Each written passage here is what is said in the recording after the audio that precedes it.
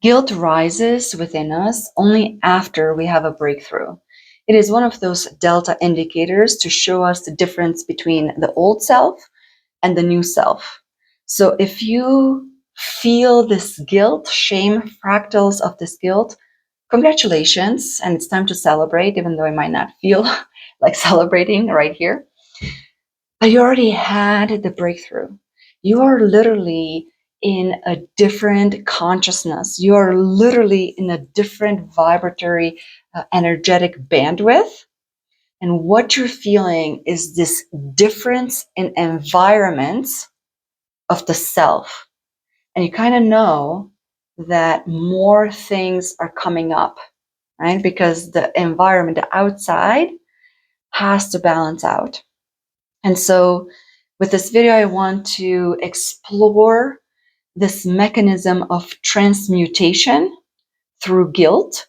And transmutation, I mean the embodiment of the old self into the embodiment of a completely new self.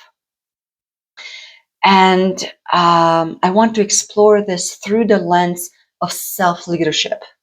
What does that mean? How do I define self-leadership? Self-leadership is the alignment of our multidimensional self and the application of it. So in other words, it is the embodiment of your sovereignty.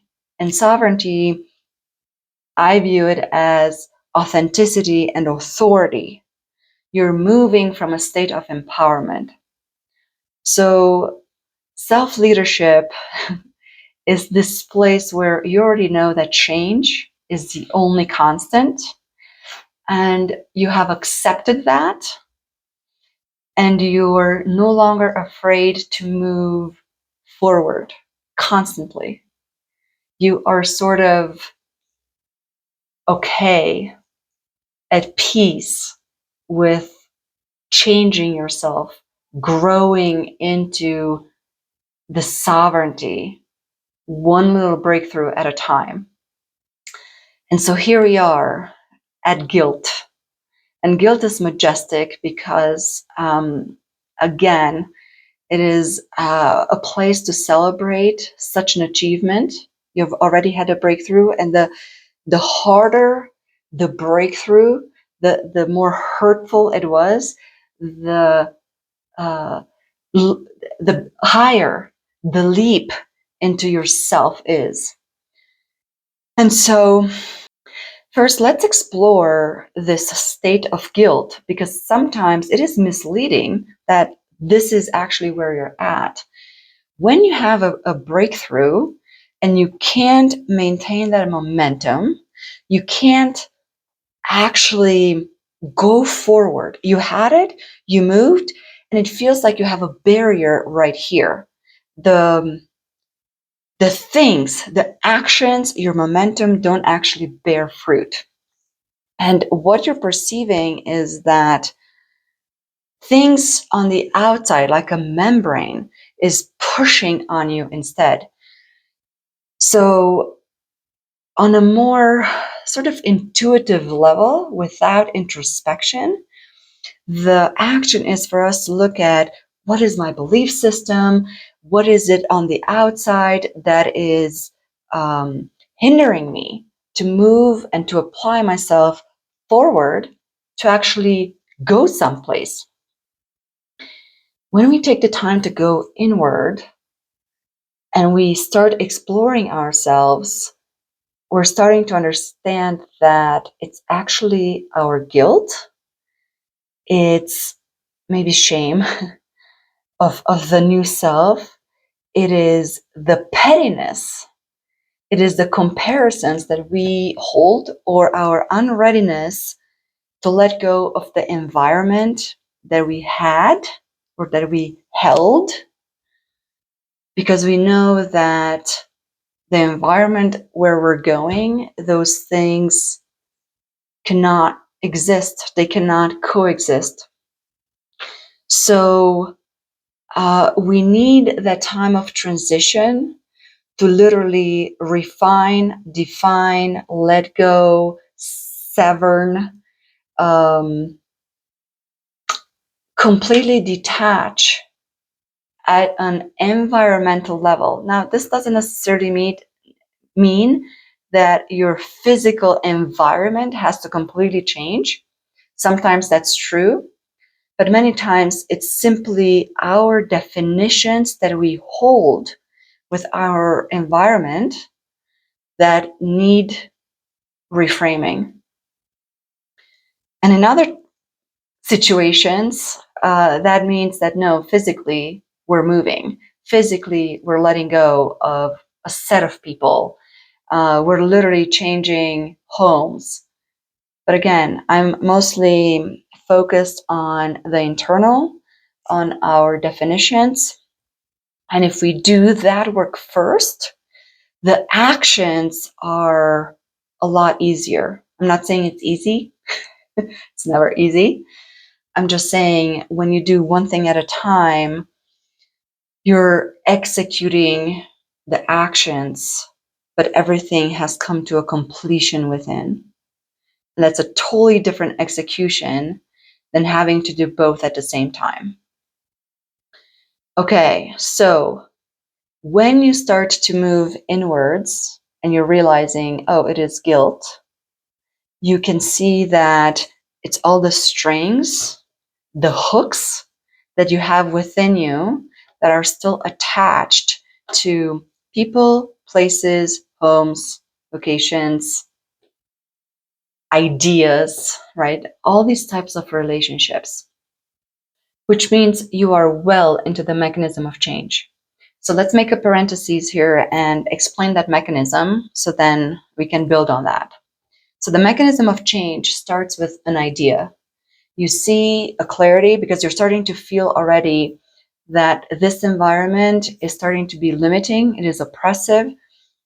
It is coming in on you, right? So you have an idea, you see something clearly, and you're building on that through time. Then you're involving your willpower. And what you're building is your energetic quotient.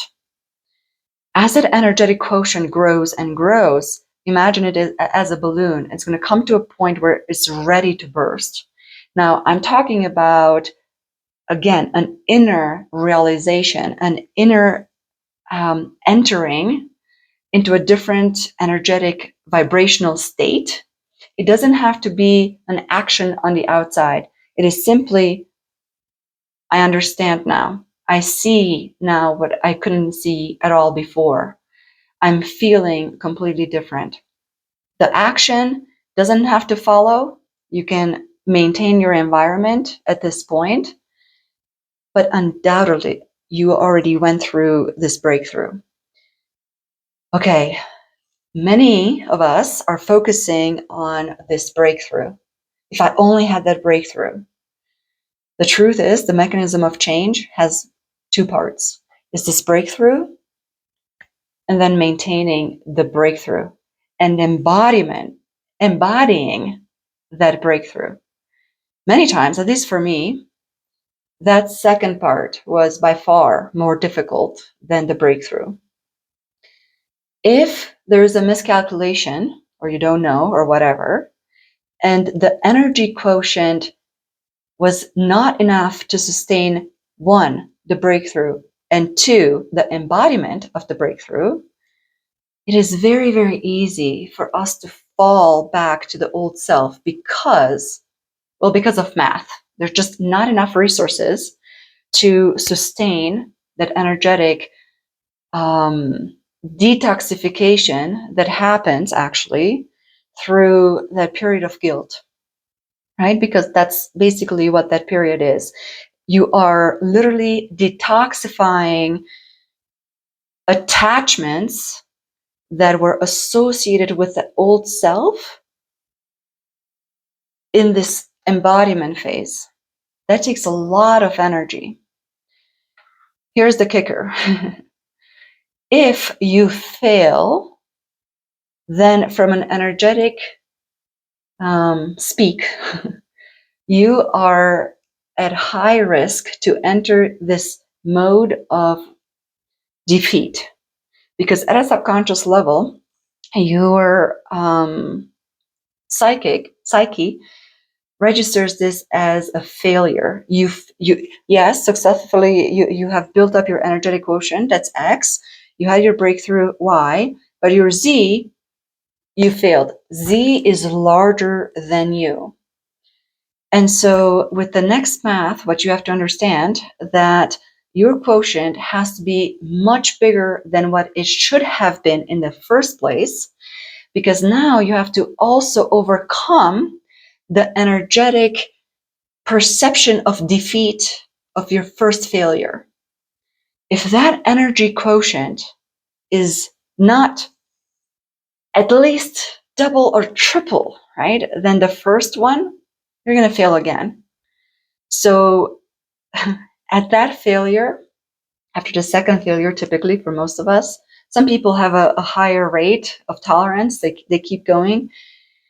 And if they keep failing, they're on that pattern of failure. Well, that pattern has the potential to put you in this energy of futility. And this is this low grade depression.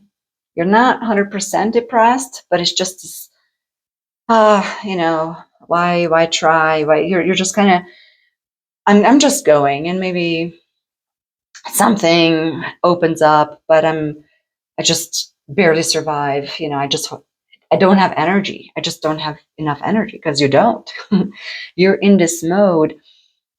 You have embodied this energy of futility, and this embodiment is really an addiction at a very chemical level, right? Your body is truly running addictive chemicals to keep you in that state, and that's what you're embodying. So the movement out, it just has to be slow and has to just be clearing out all these layers of defeat and futility to get back where you were, and then build up even a higher quotient to get you out of it, right? But say that you had your breakthrough, and now you're in this mode, and you're feeling guilty. You feel the limitation. You're realizing, oh, but that limitation, it's not on the outside. It's actually the guilt, and it's pulling on my back. I need to be with me. Okay, this is where you do your math, and you're realizing, I'm running out of resources fast. What is the solution? Well, for me, the container, let's just say, I don't know what else to call it. For me, the container was my support group, my community. And I've had my share of coaches, psychics, all kinds of events. By far, the most effective was my support group. And I think it's because finally I entered this space, this container, not looking for a solution outside, right? Because you're already in this mode of everything is changing. I'm being ripped apart. Things are happening. I don't have enough resources. What is going on? Oh, you have the solution. You, the teacher, you, the process, are higher than me. Give it to me. But here's the issue. In this leadership space, in this new consciousness that we are in, to have such a response, to grab on to processes and teachers outside of us, keeps us small still. It's still making us operate from this victimhood, from a lower type of vibration, and that is still not maintainable. You have to keep putting so many resources to just float, right? Or be barely at that floating line. And for me, when I would show up to my support group, and I would show up from understanding that, oh, I'm still operating from my aloneness. There's no one here higher than me. We are honoring ourselves, let's just say, equally, right? that put my responsibility back in. And when I say aloneness, there's a huge difference between loneliness and aloneness. Loneliness is complete separation. You are in fear. You are far away from love and connectiveness, right? There's nobody there, and that's it. You're by yourself. Aloneness, it is hermit mode, the empowered hermit mode, where you are within your space and you're finding the light within. So when you're showing up, right, this community that I'm talking about, you are showing up within your power, and you're not there to munch on somebody else's power. You are there in sharing. You are there in inspiration. So not to say that you're not learning, but you're learning and you're teaching. This exchange of giving and taking is over. This is my aloneness sphere. I'm going on my journey in my own process. I'm finding my own way because by now I know what's best for me. And yes, I'm being inspired. I'm upping my skills. I'm learning. It's completely different. So this leadership community that I'm building is not a crutch. It is not a justification. It is a place of empowerment, a place of learning to be vulnerable, learning to be transparent within your own power, learning to embody and to practice outwardly the empowerment. And if you can find a local community, that's even better. If you don't have a local community, start one. But let's say none of that is your cup of tea, let's just say. Then what? You're still in the state. Then what? Well, the solution is you hold it. You hold this breakthrough consciousness state. You hold this arrival frequency. You're doing minimal stuff out there. Forget about organizing your house. Clean, just do clean and have a fresh environment. Don't go crazy with it. All resources on deck. You become still and you allow the detoxification process to do its thing. You don't have to know how it works. You hold. You hold and you build up the resources within you for that process to go, to keep going. That stillness is terrible sometimes, right? Because all these things inside you, like Dispenza says, the body becomes the mind in stillness. And when the body detoxes, your thoughts from your liver, whatever you stored and you couldn't feel before, those emotions from, yes, the liver, your digestive system, your pancreas, your muscles, if you're going even deeper, your joints, your bones. And then if you go into the fascia, that's like, now you're talking multidimensional stuff. But when you're able to hold, and you need resources, because holding is hard. So you harness energy through stillness, and you don't give in to the thoughts. You don't resist the resistance even. You just allow and you keep still. That doesn't mean that you're, locked up in your room and you're just meditating for hours on end. You meditate when you can. This is a mind discipline practice. You gotta get your sword out and you walk the sword. But you go outside, you move, you do whatever it is, but you're doing mindfully to build that energy quotient as you're detoxifying. Again, it's probably the hardest part of change, is holding this frequency.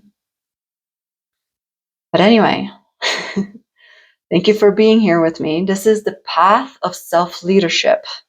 This is what we're celebrating. This is what we are recognizing and we are affirming with every breakthrough, with every change that we go through. And as we said, change is the only constant. So check out my website, read my blogs. If you're interested, sign up for my weekly newsletter on my website.